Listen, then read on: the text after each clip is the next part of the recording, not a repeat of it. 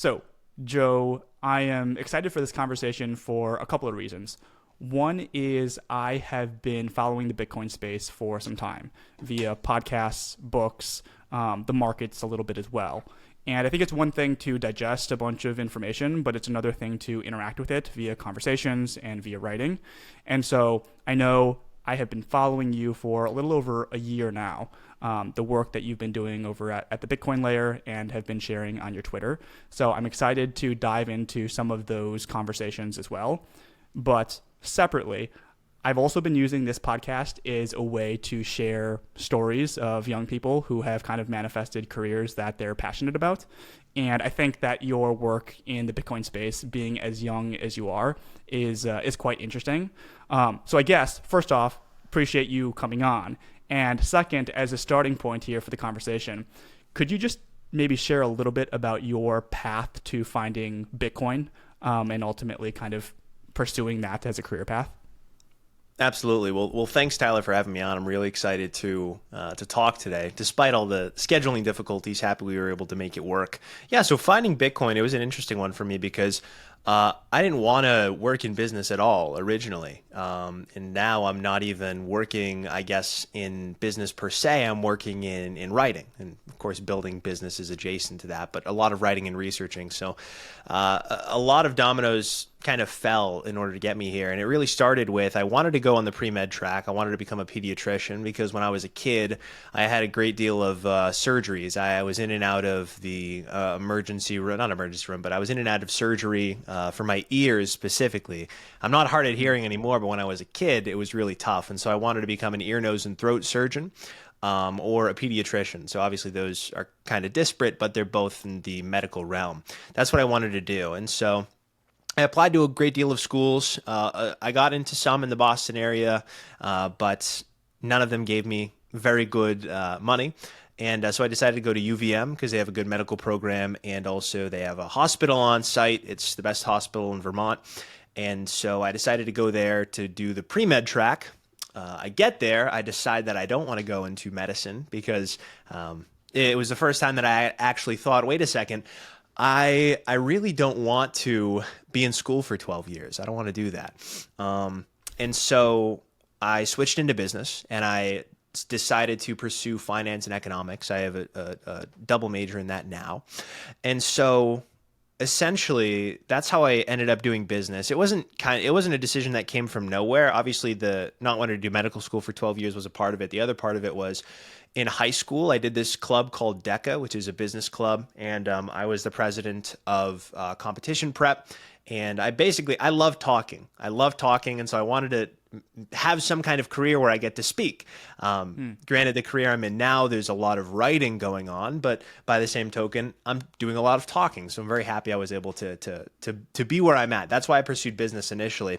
And so finance and economics, the reason I did those as opposed to the other careers is because someone who's in finance can go and work in marketing, but not the other way around, right? And so I wanted to make it so that if I was going to be a business major, I was going to be the most specialized business major that you can be. So that way I could wear every single hat, right? Every single hat possible, whatever role I end up in at any company I end up at. And while I was at UVM, they were giving free Bloomberg terminals to students in the library. And so that was something that I was kind of interested in initially. So I went and I signed up and I got an account, and it's like trying to read the Rosetta Stone for the first time. It's trying to decipher another language. It's so tough. And so I really made it a mission to become literate with the Bloomberg terminal just for fun. And as a function of that, I kind of fell in love with markets. I fell in love with understanding the relationship between all these asset classes, correlations, how to invest, what moves the market, what drives the Fed's decisions, things like that. I became interested in these things freshman year of college, rather. We get sent home for COVID, very unfortunate. And that summer, I ran a small painting company down here at home in the greater Boston area. And at the end of the summer, I had a pretty substantial for an 18-year-old amount of capital to deploy somewhere.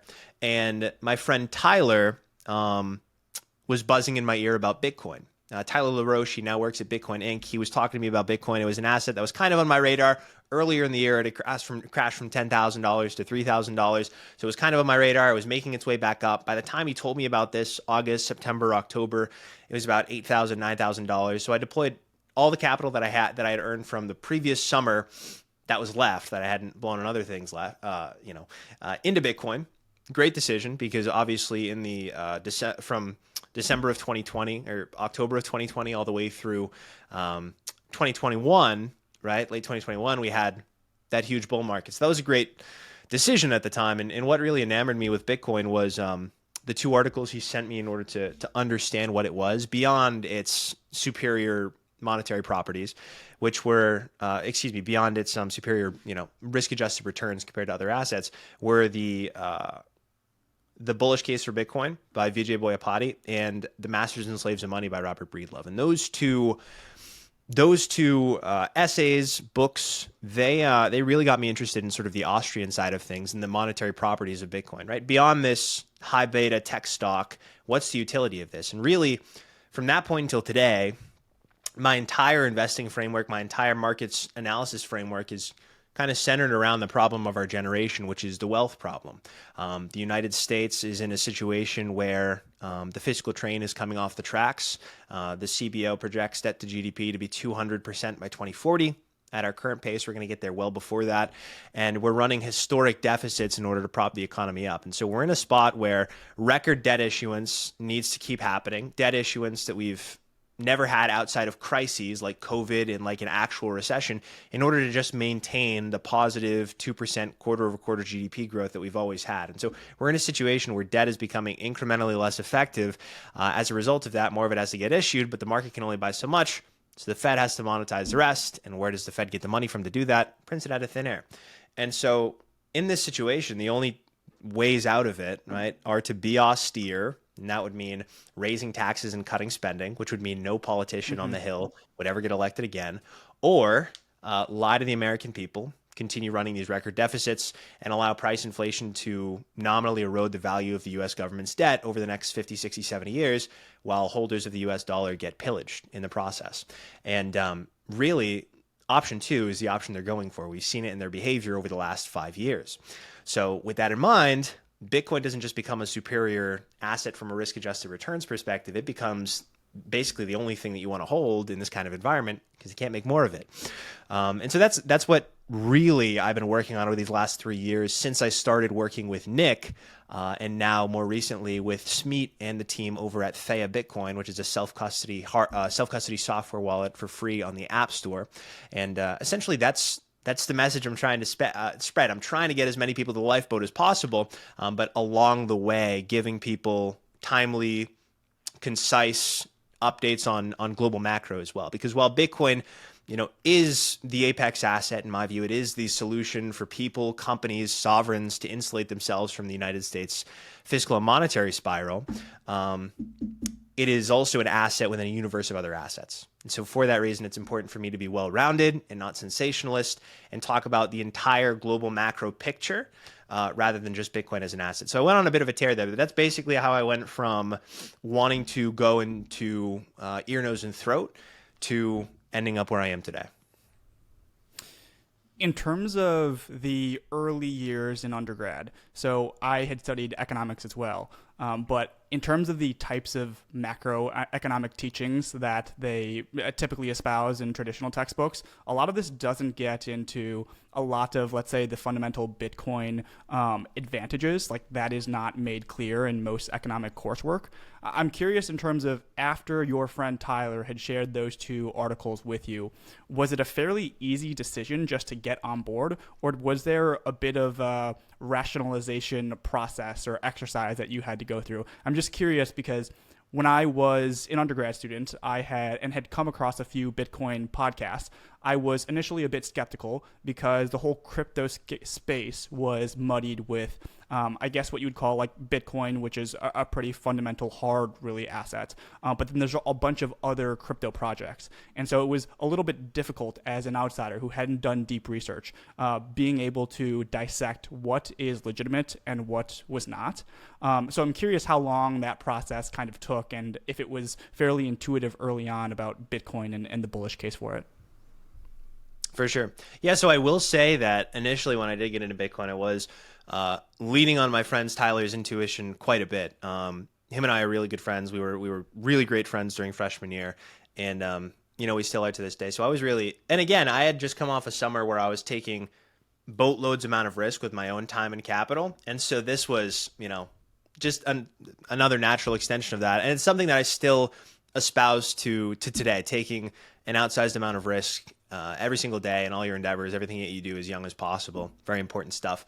And so that's kind of, that was certainly a part of it. I definitely didn't go on a deep dive. I did, the extent of my research prior to me investing in Bitcoin was trying to figure out the difference between Bitcoin and all the other stuff. And pretty early on, it was made apparent to me that everything else, not basically everything else, there is a company behind it, there's a central entity behind it, and the rule set can be changed by that central entity in some way. Bitcoin is the only one where the rule set is programmatically ingrained, and it's upheld by tens of thousands that we know of, more likely hundreds of thousands, running anonymously, individual computers all around the world. And so if this thing is absolutely scarce, and if that absolute scarcity is absolutely guaranteed, okay, realistically, because of Bitcoin's decentralization, then that's the only one I want to touch, right? The reason we're in the situation we are now is because of the central manipulation of the price of money. The reason we're in the situation we're in now is because of the Federal Reserve. I don't want to recreate a central bank. I don't want any central entity to be responsible for my monetary policy. And that's a lot of what I see at all these other affinity scam, shitcoin bucket shops, pardon my French. And so really early on, that was the approach I took with Bitcoin. Thankfully so, because I know a lot of people went down the rabbit hole of wanting, they want that beta. That beta is beautiful. That's why people are getting into Bitcoin, because Bitcoin is beta to the stock market. If you own, in your 60-40 portfolio, buy 5% of Bitcoin, it's going to represent 30-40% of your investment returns that year. Excellent. But also people who are in Bitcoin, they want beta too. Right? They see the price action. It's boring. They want to invest in a micro cap. I understand. So thankfully, I didn't go down that route, because I came from it. I think a great deal of this too. I came from a great deal of skepticism toward higher authority, and that skepticism toward higher authority came from when they sent us home.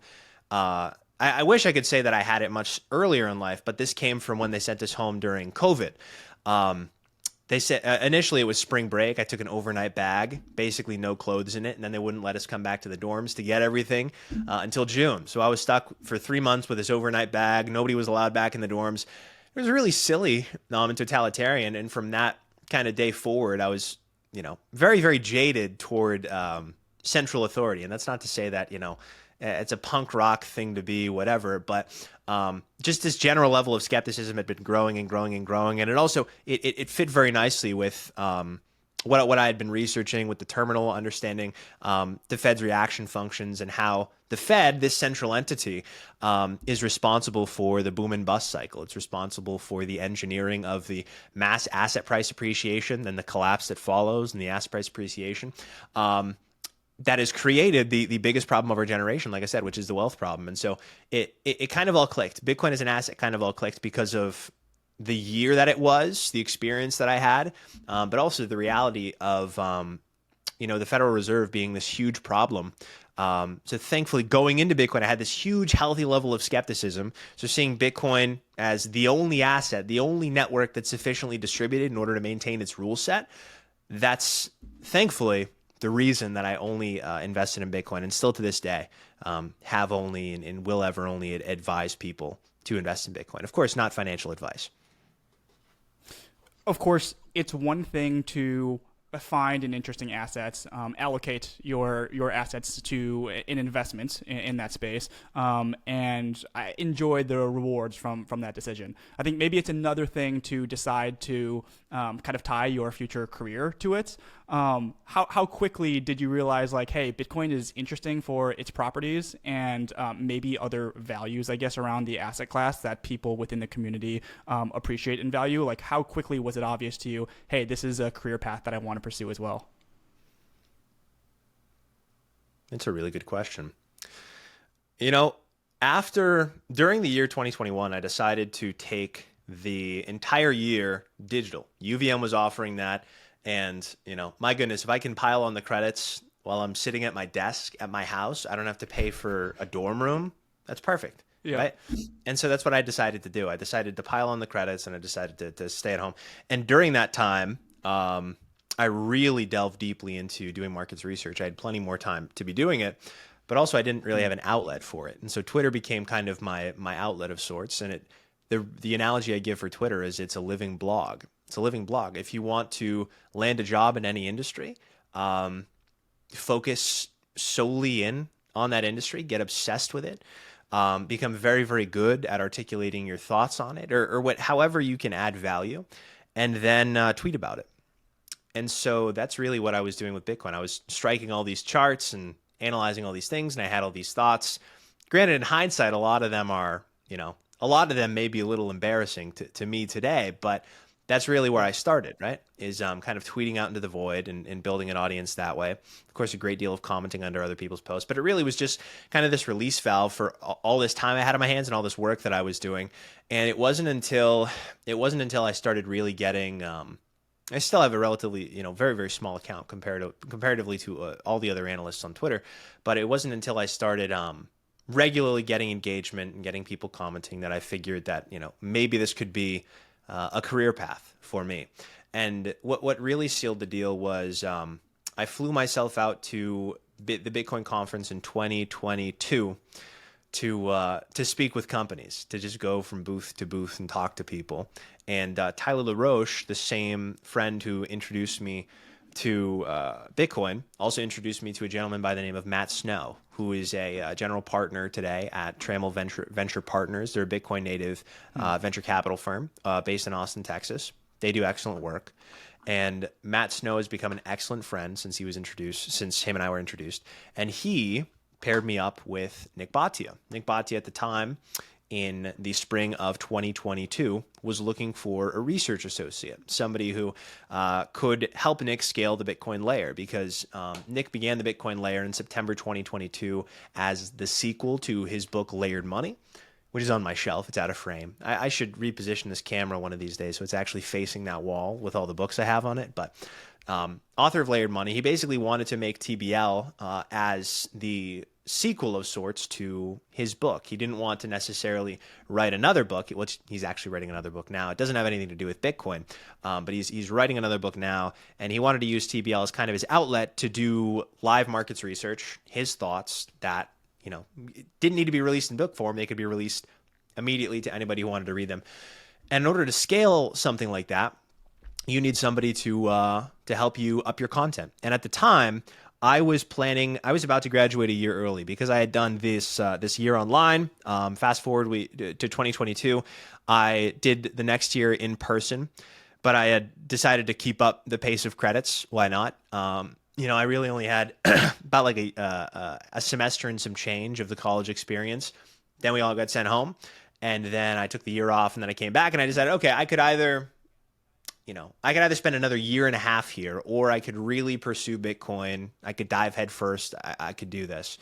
And so really, I credit what I'm doing today to Matt Snow, because he introduced me to Nick Bhatia. Nick Bhatia and I got on a phone call. We had a couple of phone calls, and I've been working with him since May of 2022. So we're coming up on our second year of building out TBL, and we've grown the Bitcoin layer from a Substack publication that had 4,000 or 5,000 subscribers to a publication, a syndicated multimedia Bitcoin and global macro research firm that is not just on Substack, but it's syndicated. We have a YouTube show now that also is syndicated across all podcast platforms, that has an audience of 17,000 subscribers, I believe. So really, we are hitting the ground running. We've had tremendous growth, and I credit all of it to Matt Snow. And so there wasn't necessarily a moment. It just happened to be what I was doing and what I was interested in. And I never wanted to, and that's not to say I will, right? Maybe Bitcoin fails tomorrow and I have to go get a real job somewhere.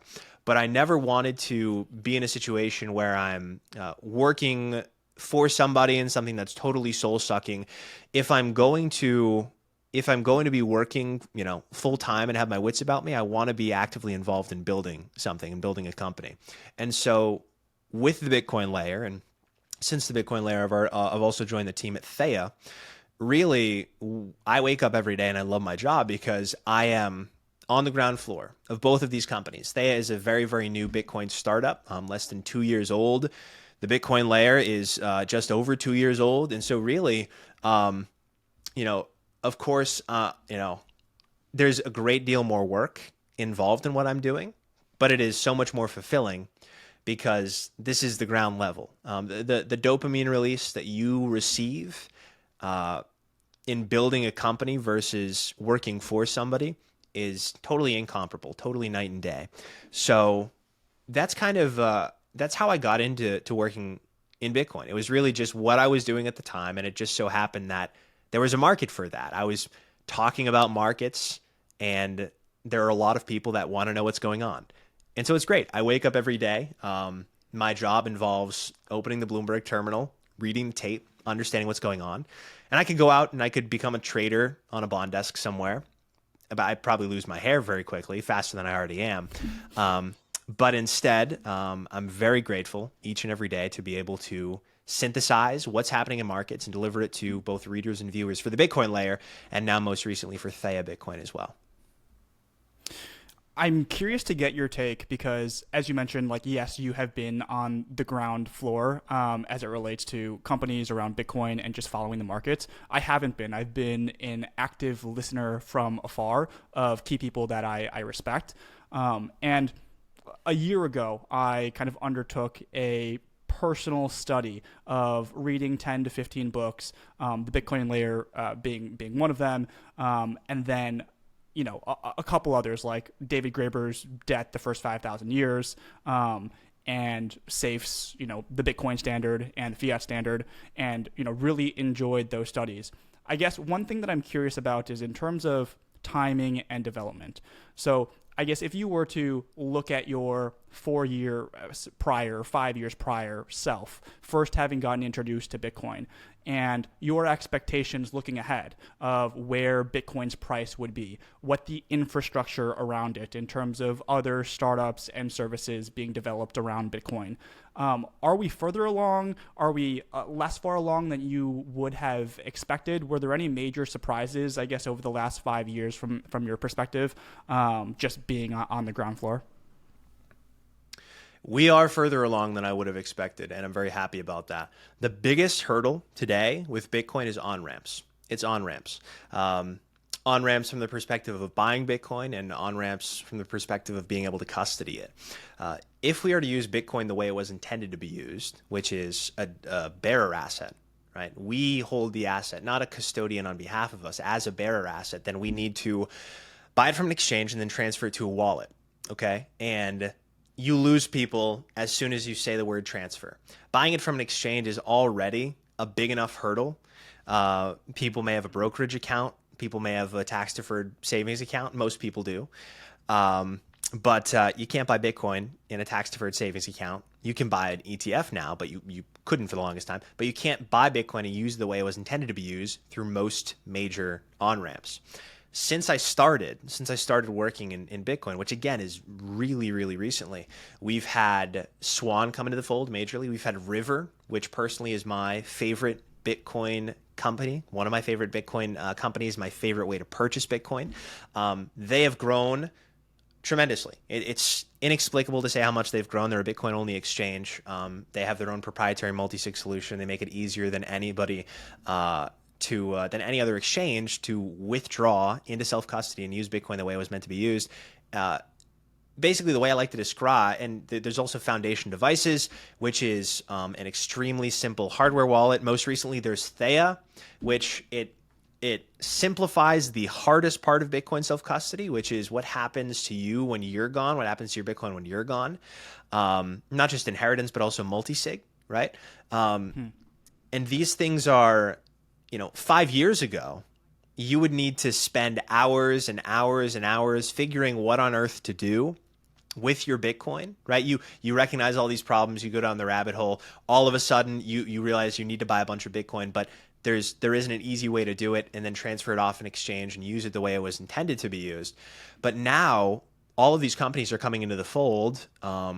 In less than an hour, you can set up an account with River. You can buy Bitcoin. You can download Theya on your phone, transfer it to set up a multi-sig vault, transfer it to your multi-sig vault, set up your inheritance plan, and you're golden. You can do all that in less than an hour. Okay, you couldn't have done that 5 years ago, or at the very least 5 years ago. You would need much more experience, much more money too. That's another huge barrier to entry, particularly for multi-sig that has been broken by the companies that I just mentioned in the last 5 years. So I'm extremely impressed, and I'm very optimistic with where we're headed in terms of Bitcoin development. And the big key thing continues to be on-ramps. If we are going to use Bitcoin as this huge life raft for humanity, for anybody, not everyone, but anybody who cares to learn about it and jump aboard, the biggest issue today is on-ramps, and we need to continue building and scaling on-ramps at the same pace that the Federal Reserve and U.S. Treasury are devaluing the money, right? And we're on course for 200% debt to GDP within the next 10 years or less. Frankly, that's extremely disconcerting. Our debt is becoming incrementally less useful. The Federal Reserve has to monetize increasing amounts of it, and so more money than ever is being printed out of nowhere. We got to bring people into the fold. The way to do that is on-ramps. And so in a very roundabout way to answer your question, I'm extremely impressed by the development of the Bitcoin ecosystem. And granted, largely I'm an outside observer. I have nothing to do with the development of these things, but I'm very happy to be on the team over at Theya and obviously working with the Bitcoin layer. My job largely is to educate people on the problem and then relentlessly point them to the solution and how they can insulate themselves. I want to ask, I guess, from a very high level in terms of risks.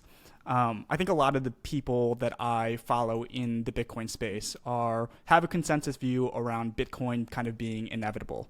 I'm curious from your perspective in terms of major risks that are possible that could derail Bitcoin as a store of value moving forward, to the point where people were to stop using Bitcoin altogether. Is that even in the realm of possibility from your perspective? If not, are there other foreseeable, like, big risks that you think could slow down the development of a lot of kind of what you had shared earlier in terms of on-ramp solutions and infrastructure and all of that? The thing that could derail Bitcoin as a store of value is if the people in Washington, D.C. decided tomorrow that they were going to cut spending and raise taxes at the same time during an election year. That's what would make Bitcoin worthless. Bitcoin's value proposition is, as long as the government fails to be austere, it goes up in price. It's the most valuable value proposition of the 21st century for that very reason, because the problem is an absolute certainty, and the inevitability of this getting worse is also an absolute certainty, because you have to consider the alternative. The alternative is that these politicians all, they get hunted down. They never get reelected again. Because at the end of the day, politics is all about spending money on your constituents. And how on earth are you going to do that if you cut spending and raise taxes? You won't. You'll also plunge the U.S. into a multi-year recession, decades-long recession even, if you were to do this. And so it becomes a balance between solving the monetary and fiscal problem, right? Reducing the money supply and inducing a huge deflationary impulse all across the economy. Granted, that would make things more affordable, but we live in a credit-based monetary system where the price of goods needs to go up by 2% a year per what the Fed is, the Fed's mandate. And so where we're headed is an absolute certainty. Prices have risen 20 times or more in the last 60 years. Wages have risen less than half that. And it's not something that's going to get fixed at the highest level. It's on us at the individual level to insulate ourselves from that. And because Bitcoin is absolutely scarce, it offers the best medium to do that, to insulate yourself. And it's also infinitely divisible as well. So the barrier to entry, I say near infinitely divisible, okay? Divisible into 100 million individual units per Bitcoin. And so I don't view any risks to Bitcoin as an asset, as a store of value, because of the situation we're facing in this country and in every country globally. It's bad here. It's even worse in other countries that have a lower position on the global monetary hierarchy. What we're experiencing here in terms of price inflation and runaway fiscal spending and fiscal deficits, it's 10 times worse in basically every Central and South American country. It's 5 times worse in every European country. It's horrible in China. It's horrible in Japan. This is a global issue. This is the great experiment that's fortunately lasted about a century. And in the last half century, of course, we've abandoned all notion of being tied to physical reality. We detached money from physical reality in 1971. Now, at the individual level, you can reattach it. If you price everything in Bitcoin, you're pricing things accurately, because we're talking, I don't know where you're at in the country, but we're thousands of miles from one another. Okay. Oh, you're yeah, I know where you are. You're in Chicago, thousands of miles from one another. The deflationary revolution of technology, it's incredible. And so the price of goods, the price of services should be going down. But because we live in a global credit-based monetary order, we've needed to inject more and more and more money into the system in order to maintain that 2% rate of inflation, right? And if we have deflation, then unfortunately credit completely collapses, okay? So in order to keep this train running, in order to lubricate the gears, per se, it needs to continue, and it needs to continue accelerating, because it has to counteract the deflationary forces of technology. The natural order of things is for prices to decrease as we become more productive, for abundance to become more normal. And on the other side of that, you have the Federal Reserve and other global central banks that are seeking to counteract that entirely. And so it's not something that's going to get fixed. So that's why the value proposition of Bitcoin is so high. It's so valuable, such a valuable asset, because of what we're faced with.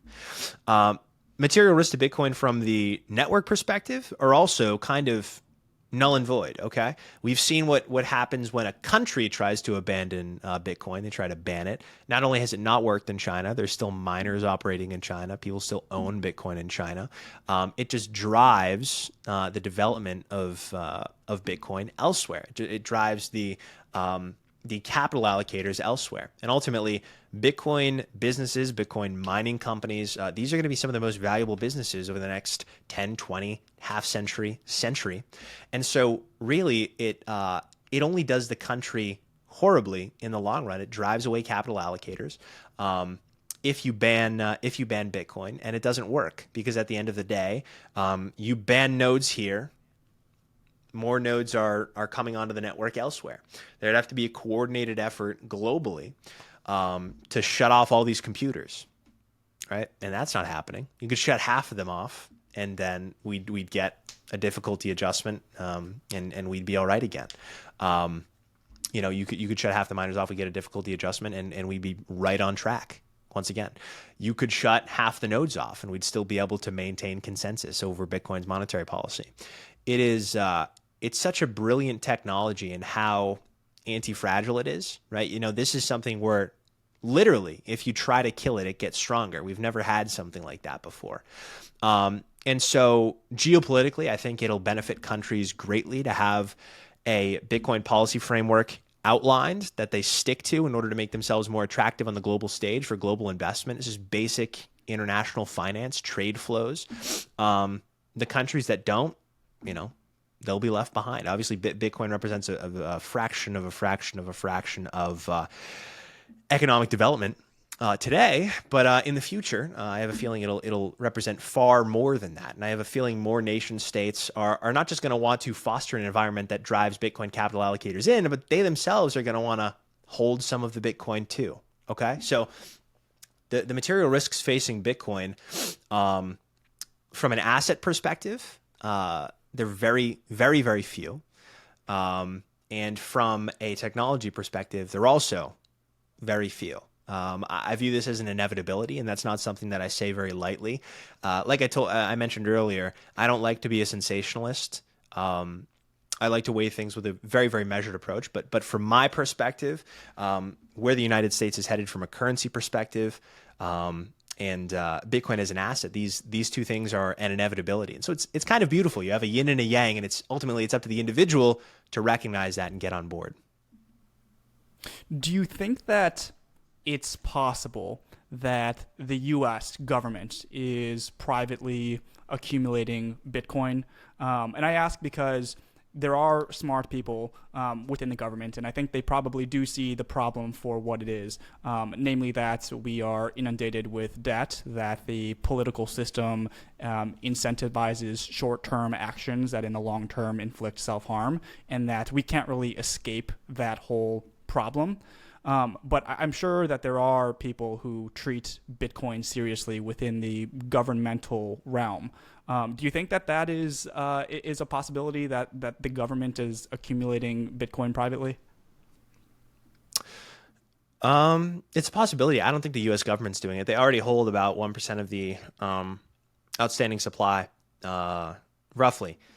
This country, the United States, and so obviously from seizing the assets of various criminal organizations and other things that have gone up in smoke over the last several years.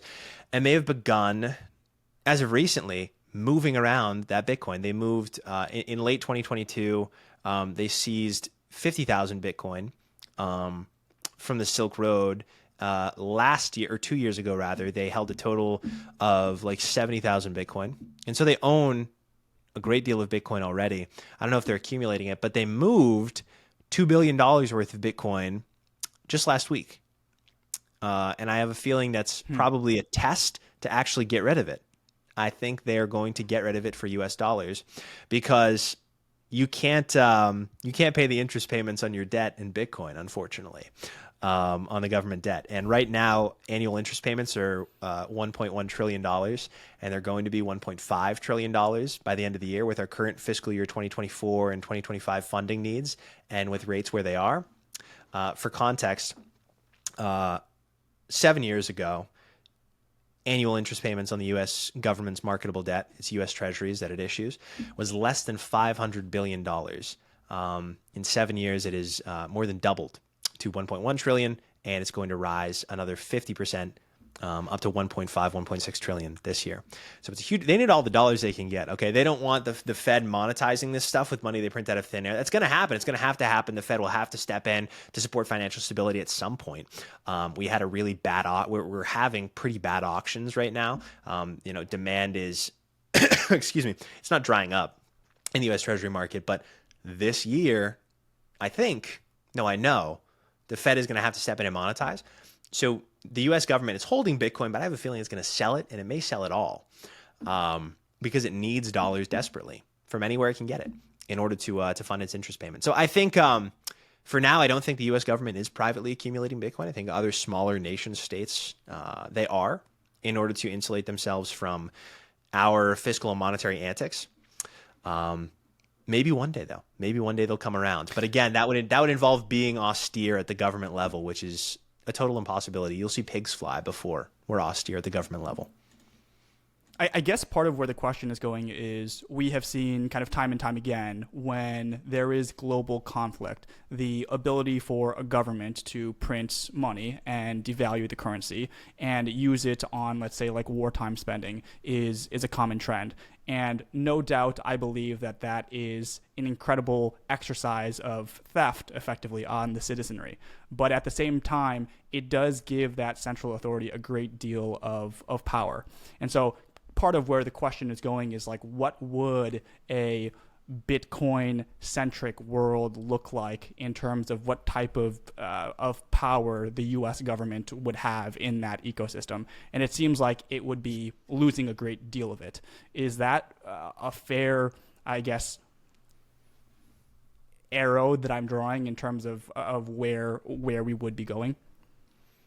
That's a very fair assessment. Yeah, no, it definitely dematerializes a lot of the power that countries have globally. I mean, the United States war machine has been one of the biggest reasons that we have wielded power over smaller nations for ages, and it's only enabled because we totally lucked out at Bretton Woods in 45 or 46. Post World War II was the biggest economic boom in recorded history. We've experienced globalization. We never had that before. This hat that I have in front of me, this is for another business that I run personally, something that has nothing to do with Bitcoin. It's from China. I had these hats manufactured in China, sent over here. If I told my ancestors that 100 years ago, they would have said, "What on earth are you talking about? What do you mean you ordered it from China and it arrived at your doorstep?" And you did it because it was cheaper than making it here. It arrived in your door at your doorstep 30 days after you commissioned it. What are you talking about? But that's the reality we live in. The United States totally lucked out in Bretton Woods because we positioned ourselves at the center of the last 60 years of global economic development. So now the US dollar underlies the entire framework of currency relations, of trade relations between businesses. It is the primary asset that people hold in order to do their business. And so it's not something that you can unplug and plug back in. Right? A lot of people have been pointing to other currencies and saying that, they're going to take on the role of the US dollar. They're going to assume the hegemony that the US dollar has. It's a total impossibility because, like I said, it's not something you can unplug and plug back in. The United States dollar is entrenched on the balance sheets of every player that's worth their salt globally, okay? I do think that Bitcoin as a digital commodity is going to dematerialize a lot of that power that the United States has over other countries. The United States will continue being the most powerful nation as a result of its current position in the global monetary hierarchy. But over time, it's going to wane more and more and more and more and more as more people are holding and transacting in Bitcoin at an individual level. If fewer people are using dollars, fewer people are holding dollars and transacting in dollars, it makes it much more difficult for the U.S. Treasury to fund itself. If fewer people are buying, there's a less liquid market for U.S. Treasuries, then more of them have to be issued. They have to be issued at a higher interest rate, and it only exacerbates the current fiscal problem that we're experiencing. And so it does take away a lot of the power that the United States currently has in terms of geopolitical power across the world that kind of wields over people. So Bitcoin definitely will dematerialize a great deal of that power, but the United States will remain the global superpower, in my opinion. And when it comes to the two kind of core principles, two of the core principles of money, of medium exchange and store of value, in terms of global currencies, the US dollar and others, do you still see a role for those currencies to play in serving as mediums of exchange while Bitcoin serves as a primary store of value? Or do you think that if Bitcoin kind of wins out as a store of value, that we would see global adoption of Bitcoin also as a medium of exchange just on other layers? Yeah, so there's always going to be credit. There's always going to be credit. And as long as there's credit, you are going to want to you're going to want to use it. Okay, leveraging credit is something that a lot of people are afraid of, but countries and businesses are not afraid of it at all. I think that's one thing at the individual level that many people need to get over is this fear of credit. It's the world that we live in. It is how the world economic machine turns. So I think as Bitcoin continues to win out as a sort of value, as more people see it's a superior asset for its monetary properties, but also just on from a pure returns perspective, amidst all of what's going on here, if you run an analysis year to date, it is the best, absolutely returning asset and the best asset for risk adjusted returns year to date. So as Bitcoin wins out in the store of value, it doesn't necessarily win out in the medium of exchange. It becomes a question of efficiency. What's the most efficient? Right now, Bitcoin isn't the most efficient. Scaling solutions on top of Bitcoin, like the Lightning Network, need to be greatly expanded and invested in order for Bitcoin to become the preferred medium of exchange. Right now, there are a lot of platforms that use Bitcoin as collateral. There's Bitcoin-backed lending on platforms like Ledin. I know Unchained does Bitcoin collateralized lending. But right now, the U.S. dollar is probably going to continue assuming that role, even as Bitcoin surpasses the market cap of gold at like 10 trillion, U.S. Treasuries at 25 trillion. I don't think Bitcoin will take its role as a medium of exchange. Right now, it's totally winning the day when it comes to store of value. But the Lightning Network and also Bitcoin-backed lending systems need to be built up a lot more. And so at the start of this conversation, we talked about infrastructure surrounding buying Bitcoin and then removing it from an exchange. There is still a lot to be desired from the standpoint of Bitcoin adopting those credit properties and having things built on top of it that have to do with credit that would let it become a superior medium of exchange. So that's a really good question, because Nick's book, Layered Money, goes into this in great detail. And in order for Bitcoin to be the asset of the future, there need to be functional credit markets on top of Bitcoin. That's something we don't have yet. And so we have credit markets, but they're not nearly big enough or liquid enough, and the infrastructure isn't there in order for them to assume the role or grow into the role that the US dollar and other fiats currently occupy. So I don't think that as Bitcoin grows into the best store of value, it is, but as it grows larger, I don't think that it becomes a better medium of exchange because of that. That development has to occur right now, and it has to occur in earnest. People have to be sprinting to make Bitcoin a more efficient store of value. Otherwise, credit systems will occur elsewhere, and then the banks still have a great deal of power because as long as people are credit is denominated in US dollars, banks still have a great deal of power, right? So I think the two are separate. In order for Bitcoin to become the preferred medium of exchange, great deal of investment in the infrastructure for functional, deeply liquid credit markets need to happen. And when they do happen, as they do happen, it'll become an asset that is more common on the balance sheets of these big global players, whether you're talking about businesses or sovereign countries. But in order for that to happen, we need the infrastructure. That's something we're desperately lacking. Would be curious to pick your brain a little bit in terms of how the U.S. government is trying to ameliorate, or I guess make less bad the situation that is upon them, and specifically when it comes to like government reports that they put out, either related to inflation, CPI, or as it relates to job numbers. I know that you have written about this in recent weeks, and would just be curious about how what maybe seems on the surface as I guess factual reporting on the government's behalf. There's a lot more under the iceberg on both of those topics, CPI and like non-farm payroll reports. Could you share a little bit in terms of recent developments there? Oh yeah, plenty to discuss. So, oh my goodness. So all they have left is propaganda. That's what I'll preface it with. All they have left is propaganda. When I say they, I mean the BLS, the United States government, any other reporting agency that does these economic data releases. Because what you've seen is a systemic over-reporting of economic strength, followed by a quiet revision the month later when they think that nobody's looking. And it's a huge problem, because at the end of the day, low information people, the majority of the voting populace here in the United States, I hate to say it, I don't hate to say it, it's a reality. They will see the initial news chyron of the United States added 250,000 jobs in the month of March. And they'll go, oh my goodness, look at rip-roaring economic strength. But then the asterisk is that last month's payroll was revised down by 190,000 jobs. So wait a second. And this has happened systemically. 10 of the last 12 months, non-farm payrolls reports were revised down after the fact. Not just minorly revised down by tens of thousands or hundreds of thousands of positions. This historically happens in the lead up to recessions, but usually it's not as systemic as it is now.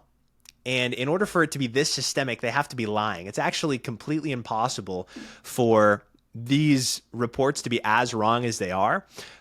One tweet here that I have, this was completely insane. On the Bloomberg terminal, there's a function called economist estimates, and I really like it because it takes the estimates of all the economic data prints, non-farm payrolls, other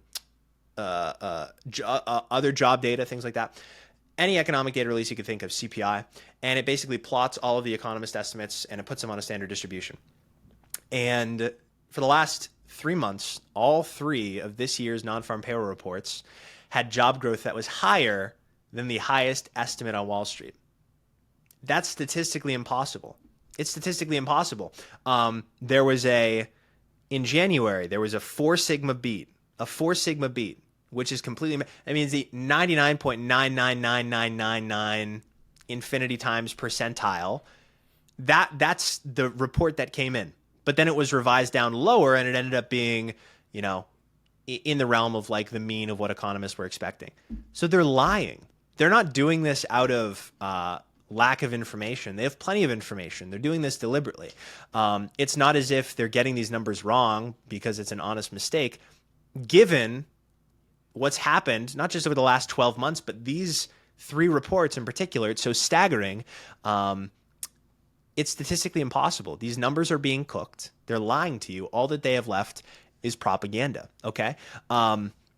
Consistently deviating this far above the mean, at the same time that consumer surveys are painting the polar opposite picture of the job market, they're lying to you. It's a clear manipulation of the headline data in order to get those initial news chyrons and then quietly revising it down a month later when no one cares, right? Because when you get the news chyron that says 250,000 jobs added in the month of March, then the Biden administration, or whoever's in office, not just a blue or red thing, they can go out and feign this economic strength. They could say, look how mighty the United States is. What recession? What are you talking about? But then you talk to everyone you know, and you also look at consumer surveys from the University of Michigan, and it's not good. Affordability is at an all-time low for housing because of where prices are, where interest rates are. The amount of times that people have been rejected from jobs for their qualifications is at an all-time high.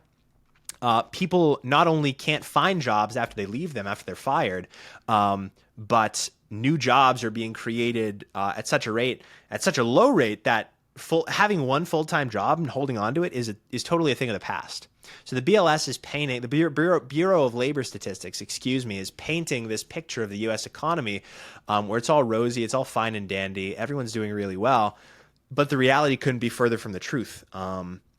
They're the Bureau of Lying Statisticians. That is what the BLS actually stands for. JOLTS job openings, 12 of the last 14 job openings reports were revised lower after the fact. It's never been this systemic. Again, in the lead up to recessions, there are some, because it makes sense. If you're an economist and you're predicting something, but the economy is weakening, you're going to overshoot a little bit, and then we enter a recession. But that's not what has happened this time. This time, we have persistently overshot, and it's a deliberate measure in order to convince the American public and the global investing public that all is fine, all is well. But if you're living here in America, it couldn't be further from the truth. This is the most recessionary non-recession we've ever had. GDP is technically still positive. It's negative in real terms, but it's technically still positive. And so because of that, we can say that the economy is expanding. We're doing really well. You have these news prints, these economic releases that also corroborate that we're doing well. But in real terms, GDP is negative and you can't find a job. So it's the most recessionary non-recession ever. So we're past the point of trying to actually fix these problems, and we've entered into the era of runaway fiscal spending paired with systemic propaganda at the economic data release level in order to just construct a total veneer of economic strength. Couldn't be further from reality. So that's the position we're in, and it's not going to get better. It's not going to get better. Of course, there will be better skies ahead. The economy will improve at some stage, but basically, we're in a position now where the Fed has the tools to make it so that we never experience a prolonged recession, and so we're going to continue having hot inflation so that we never do. It's a huge tangent there, but boiled down, they're lying to you. All they have left is propaganda. These things won't be fixed, and it's on all of us in order to understand the problem, understand what's going on here, and speak about it dispassionately and not be afraid to say these things. I don't know if I'll ever get hired at Bloomberg for the things that I'm tweeting out, but it's necessary because I'm trying to bring as many people to the lifeboat as possible by illustrating the problem, explaining that the people in charge have no desire to fix it, and then pointing people to the asset that will allow them to insulate themselves from all of it. It's just quite radical, the conclusion, right? That if these trends essentially suggest that the BLS, which we look to for, I would argue, like independent, just factual data, is fudging with the numbers to some extent, right? And I mean, the data is there, the revision history is there, just for anyone to plainly see. But it's quite staggering and shocking to see that is what. It's a huge black pill to swallow the reality that no one's coming to save you. It's a huge black pill, because you and I growing up, I'm sure we thought that the government, the people in charge, they're here to work for us. They're here to tell us things straight. They're here to be honest with us. But the data, it's so staggering. It's very damning.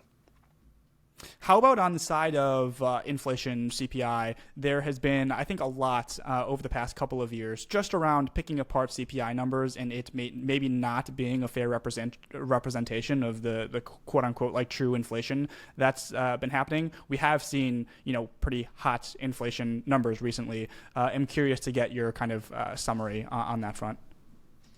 For sure. Yeah. So CPI right now, the long run target that the Fed goes for is a range of around 2%, and it usually varies between 50 basis points under and 50 basis points over, so like 1.5% to 2.5% range that yearly price inflation fluctuates around. It's now been at 3.5% for 10 months straight, and it's less volatile than it was in the Fed's target range of 1.5% to 2.5%.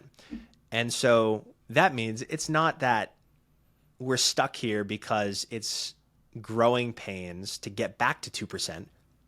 We're staying here forever, right? This is the new normal. So price inflation is now 1.5 times faster than it has been historically for the last 50 some odd years. And because its volatility is so low in this range, it leads me to believe that this is where we're going to stay. This is where we're going to stay in the long run. And also, upstream surveys highlight the exact same thing. So, headline price inflation, we went above the range post-COVID after all this monetary and fiscal stimulus ended up hitting consumer prices. We went from all the way from our range to 9.1%, falling back down to 3.5%. We've hung out there, and this is where we'll stay. Not just because the Fed won't allow a prolonged recession, because that hurts the U.S. and the global economic stage. It will not happen during an election year where recessions are basically banned. Okay, you can't have a recession in an election year. The incumbent will do everything in his power, including running a 50% higher fiscal deficit than was projected for this year. But also upstream prices tell me that we're not going to break below the 3% line anytime soon. Prices paid by manufacturing businesses and service businesses. There's something called the ISM survey. And it's the most universally used survey that people reference when they're trying to take a look at business activity, right? Services, businesses, upstream manufacturing. And upstream right now, both services prices and manufacturing prices, they lead CPI inflation by about 6 months. And if we overlay the two on top of one another, services prices have been rising. They've been elevated over the last several months. And they actually tell us that CPI isn't done moving back up. It's probably going to hit 4% and go above 4% once again to 4.25%, 4.5%. So that's where we're headed. And it's so plainly visible in the data.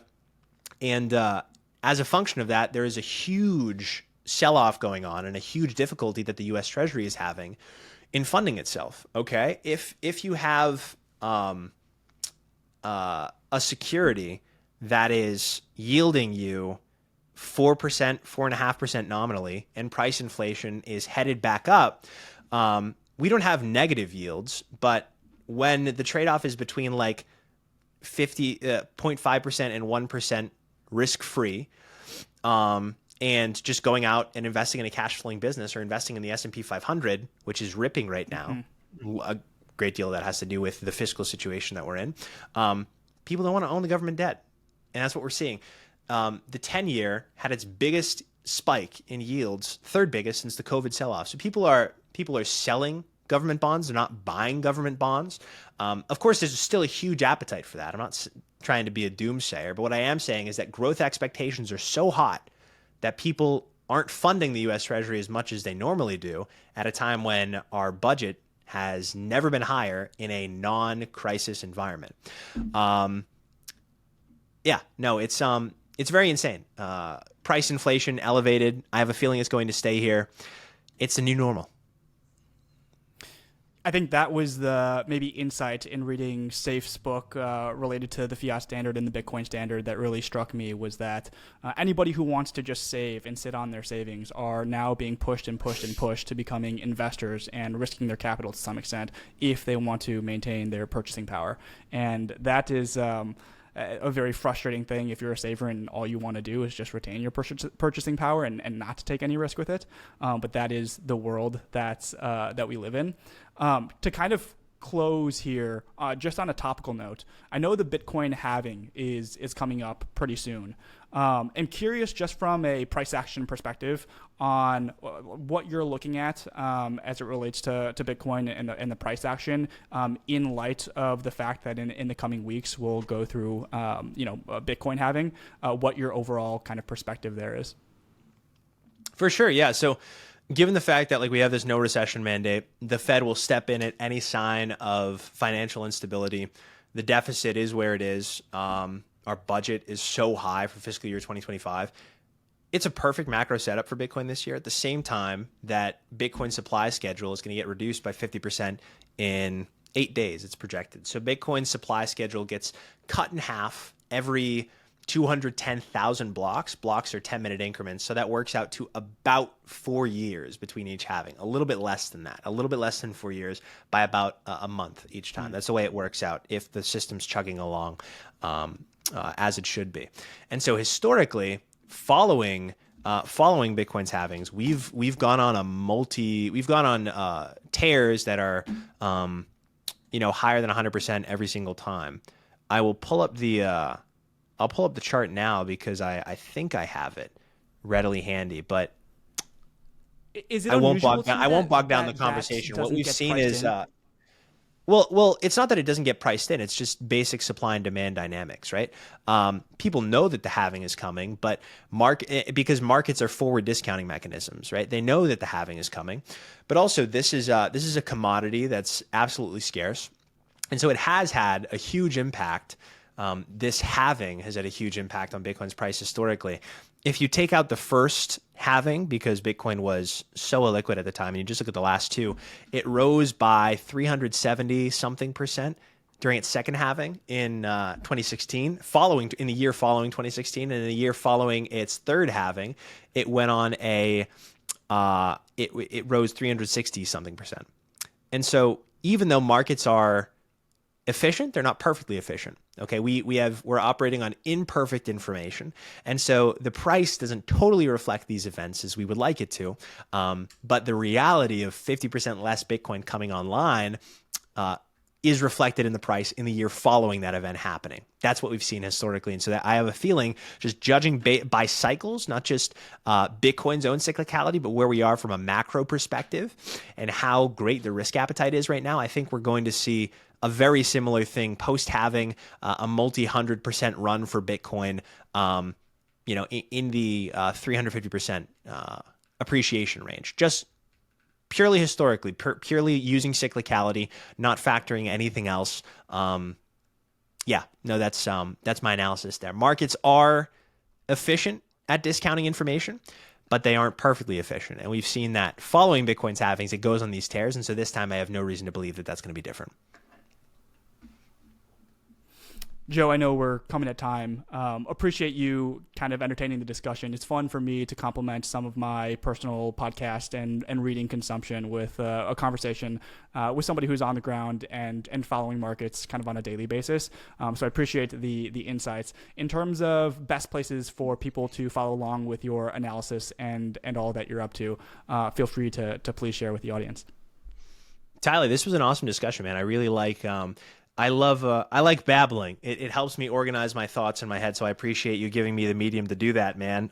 This was an awesome conversation. Yeah, you can find me on X at Joe Consorti, just the name as it appears in the title, first and last. I have no other accounts, so if you get a DM from somebody, I'm not inviting you to a private crypto group. There are a lot of scammers out there, especially now during the bull market, so be careful. My only account that I have is at Joe Consorti on X.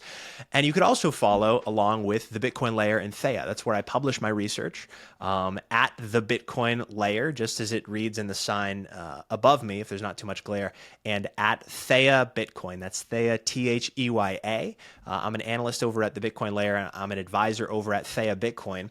That is where you can find, those three places are where you can find all my work.